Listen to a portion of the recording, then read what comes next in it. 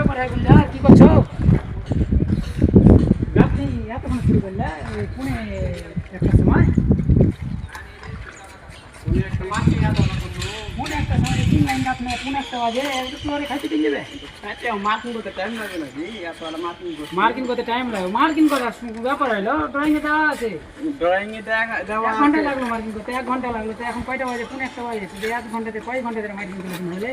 ওইটা আমি না বড় হয়ে গেছিল, স্যার একটু গল্প করে কি বললো তাই দিলে ওটা ঠিক করলে। হ্যাঁ, এভাবে করে কাজ করলে কয়দিনে গাইড হয়ে গাঁথনি 4.5 ফুট হাইট হবে বেসমেন্ট। 6 দিন লাগবে কিন্তু।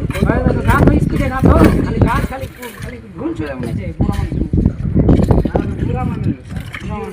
দেখলে বন্ধুরা, এখন পুনে একটা বাজে, দেখতে পাইছো এই মার্কিংটা করে 3 লাইন গাঁথনি করলে। এখন খাইতে চলে যাবার একটু পরে হয়তো আর 2 লাইন গাঁথবে, 3 লাইন গাঁথবে। তো সাইডে ছিল না লেবার মিস্ত্রির ব্যাপার, বুঝতে পারছো মনে হচ্ছে বুড়া মানুষের মতন ঢুলছে। হ্যাঁ, তো তোমরা হিসাব করে বলো এই বিল্ডিংটা গাঁথনি করতে কয়দিন লাগবে? 4.5 ফুট করে হবে গাঁথনি বেসমেন্ট হাইট।